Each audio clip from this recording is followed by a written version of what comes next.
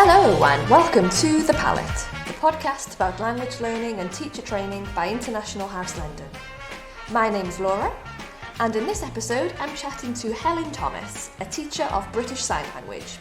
We'll be talking all things BSL, including its history and structure, as well as finding out about Helen's experiences teaching the language. Helen, perhaps you could start off by introducing yourself to our listeners. Well, my name is Helen. I'm a BSL tutor. I've been teaching BSL full-time, part-time for about 20 years. As you can tell by the accent, I'm from Wales, specifically South Wales. And I teach either through computer, so virtual lessons, and I also do group lessons, face-to-face. And I've been doing that. It's only since the pandemic I've started doing it online, but before that, for 20 years before that, it was all classes through the local council. How did you get into it in the first place then? Flyer came through my door from the local council saying, that there was, basket weaving and, sort of creative writing and dancing and this, that and the other, and sign language came up. So I know exactly how people feel, because it's like, oh, that would be good. I wonder what that's like. And then I went off and I did a few years of learning, and then I did my teaching qualification, and it was like, right, okay, let's do this. So yeah, for 20 years I've been teaching sign language, full-time, part-time, in between other jobs. So yeah, that's what's happened. Yeah. And I love it. I absolutely love it. Amazing. Now, can you give us a bit of an introduction to the world of BSL? So perhaps you can tell us something about the number of speakers, or a little bit about the history or its current status as a language. Yeah, sure. In my classes, I don't go into the history too much, because most people just want to learn how to sign, how to communicate with the deaf population. But I've had a look. There's the statistics at the moment. There's just over 150,000 people using BSL in the UK. That's hearing and deaf people. About 125,000 deaf people use BSL as their main language. Yeah. Each country has a different language. Everybody is really surprised when I start teaching and they say, oh, this is universal. And I go, no. Ireland, American have their own, because they do I can't even do it myself, but they have a one-handed alphabet, whereas we have a two-handed alphabet, which is a lot easier. Sign language has been around for centuries, basically. A Spanish monk created formal BSL in the 16th century. The language then travelled over to France, where a French priest founded the first school for the deaf people. Since then, obviously, it's been global. Everybody uses sign, or deaf people use sign language in different countries all around the world. The first official use in the UK was apparently at a wedding in 1576. Oh wow! Because the groom was deaf, so they had to find some way of communicating with the deaf groom, and that was in Leicester. So yeah. Before 1940, sign language wasn't really encouraged in deaf people. They were encouraged more to lip read and to speak. But since then, people have found that sign language is, a lot more effective to communicate with deaf people. In 2003, it was recognised as an official language. So, same as Welsh. It took us a long time to become an official language, but we did. And it's the same with BSL. In 2003, it was recognised as an official language. Hopefully, there are talks, and apparently it's been going on for quite some time, but hopefully from September 2025, BSL will be taught in schools up to GCSE level. Oh wow! So it's so that'll be fantastic, because the thing is, you don't have so many specialist schools for deaf people anymore. they're all integrated. So a lot of the time I get people coming to me and they say, oh, I want to learn sign language because my daughter's in school, or my daughter's best friend is deaf and she wants to learn. And there's nowhere for children to learn at the moment. So the adults learn and then teach the children, and then, or the teachers teach the children in school because they've got this deaf child or these deaf children. And I have grandchildren in school at the moment, and every Christmas they've done, for the last few years, they've done a Christmas concert, and when they sing in, they do it with sign language as well, which I think is amazing. Oh, wow. So my grandchildren are 7 and 9. So for the past couple of years, you've got these little sponges who are, finding out what the sign for Merry Christmas is, and, enjoy and happy and all those type of signs. So, hopefully by the time my grandchildren get to secondary school, they'll be able to take it up as another language. So yeah, that's good. It's really positive, that, isn't it? Just something that didn't exist when I was in school. Yeah, no, not when I was in school either. Yeah. The thing is, we tend to use sign language every day anyway, because if somebody is over the other side of the room and they say, you want to ask them if they want a cup of tea or if you want a drink, then you'll do this. This is sign language for drink. Ah, wow. If somebody's over the other side of the room, or, you're meeting somebody in a pub and you say, oh, I'll phone you. This is the sign that that's what people do, So this is the sign for phone. So we use it all, in everyday situations anyway. Air traffic controllers use sign language. Army people, they use sign language because, if they're out on manoeuvres and they can't speak, then you've got all this and, all that type of thing. So that is a type of sign language. Lifeguards and divers, they use a type of sign language. It might not be BSL, but it is a type of sign language because they have to communicate because they can't speak. So they have to have some sort of communication. Yeah. So that's the history, and that's hopefully how it's going to go in the future. Hopefully it'll be in all the schools come September 2025. So yeah. That's brilliant. Yeah. So a lot of people, they in school might have had classes in things like French or Spanish. So how does BSL compare to other languages in terms of grammar, syntax, vocabulary, that kind of thing? Easy peasy. Honestly, there are no tenses in sign language. So you don't have to do your past participles and your future, this, that, and the other.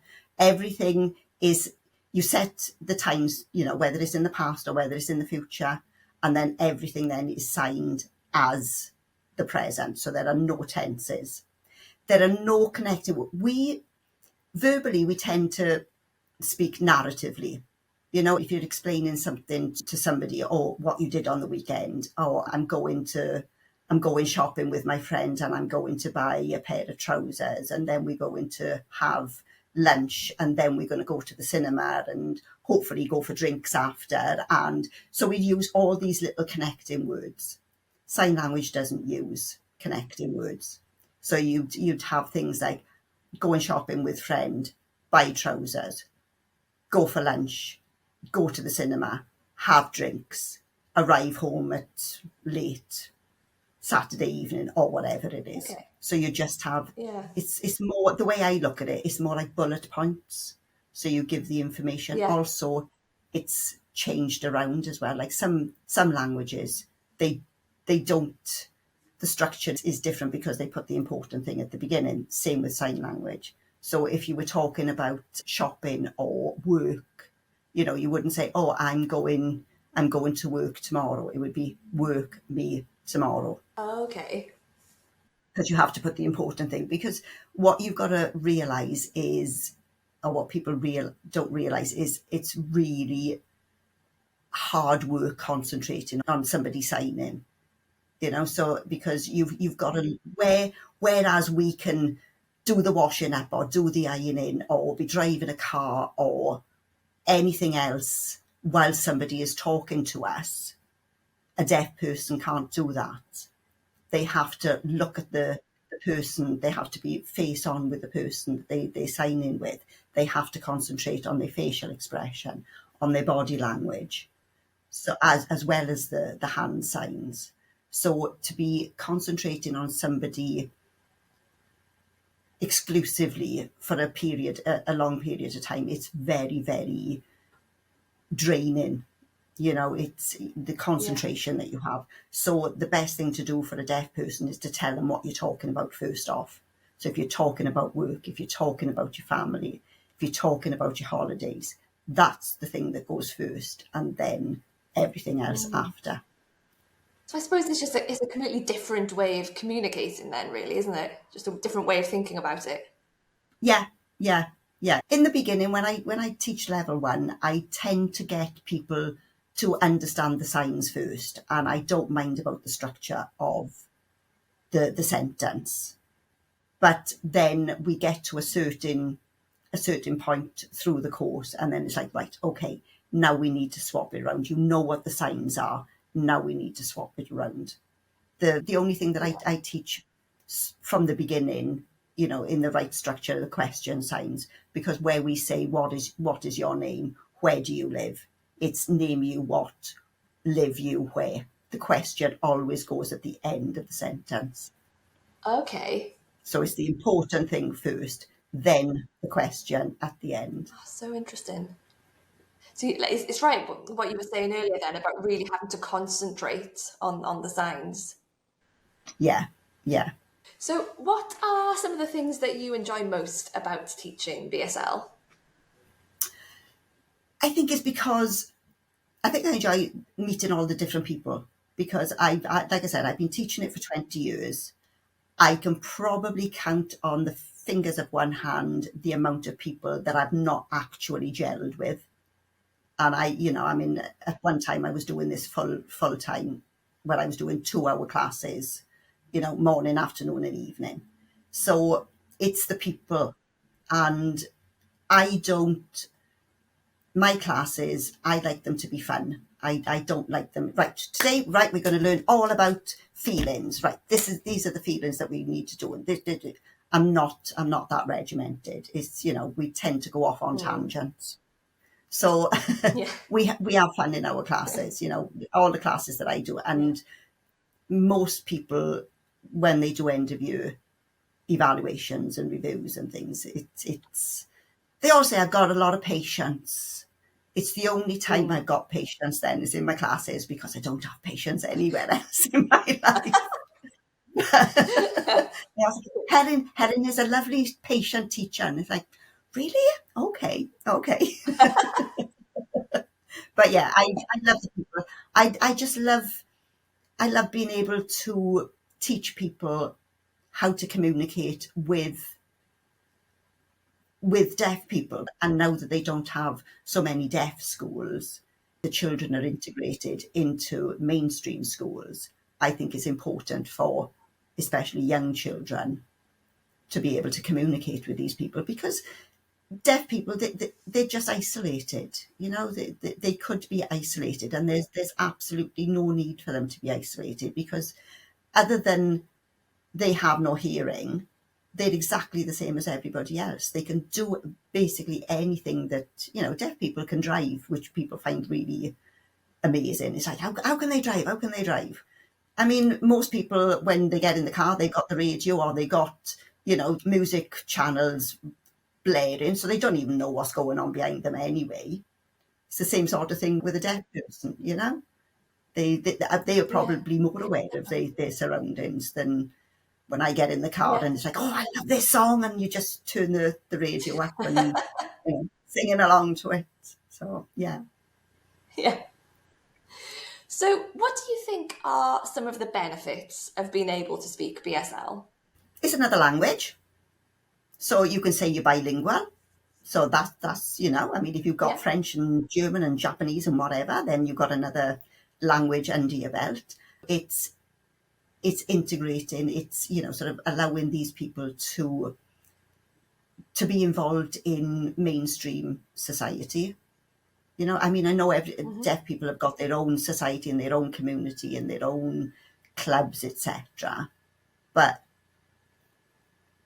you don't want people to be on the outskirts. You want everybody to be included. So I think that's the important thing, is for deaf people to be included. Are there any common misconceptions about BSL in your experience? Like I said, people think that deaf people can't drive. As I've said before, people think that sign language is universal, that it's the same in France, in Germany, in Australia, in UK. But when you think about it, even in the UK, there are different dialects in sign language. There are different signs. You know, numbers and colours especially are different. I teach numbers and colours in a specific way in Wales, but then when I teach one-to-one online, a lot of my students are from England, so there's a different number process there. So they are different numbers, and there's umpteen different ways of saying different colours. But when you think about it, you know, and people say, well, some sign language you can understand why it's the sign is as it is, you know, and then it's like, oh yeah, I understand that, that's okay, that's fine, yeah. Because I teach that this is the sign for brother, and I always say, you know, when I'm teaching my students, I always say, this is the sign for brother. Just remember that with brothers, it's always friction, so you're always fighting. So it's just rubbing up and down. I've got two. I know. So this is this is brother. And they think, all right, okay, I can understand that. Yeah, brothers, friction, I can understand that. But then there's others then, especially the question signs. It's like, this is the sign for what? It's like, well, why is that? I don't know. And my response then is, why is a biscuit called a biscuit? You know, you don't query it, you don't question why a verbal word is that, because you've grown up with it. But with sign language, because it's British sign language, they expect everybody questions, well, why is that sign like that? And it's like, well, because it is, because it's centuries old, and that's why it is, you know. So, and even up and down the country, Wales and England and Scotland, you know, we've all got different ways of saying things.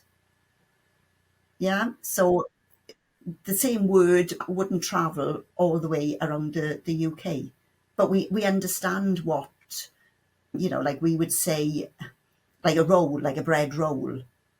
There's a bread roll, there's a bap, there's a, you know, a cob, you know, everybody says things. Yeah, there's different ways of saying things. So when you get that in your head, you know, that you don't realize it because you've grown up with it. So it's like, right, okay, yeah, well, yeah, it's a bap, it's a cob, it's a roll, it's whatever it is. But then when we get to sign language, it's, well, why is it? Why do they use that sign? Because they do. Because that's the way it was.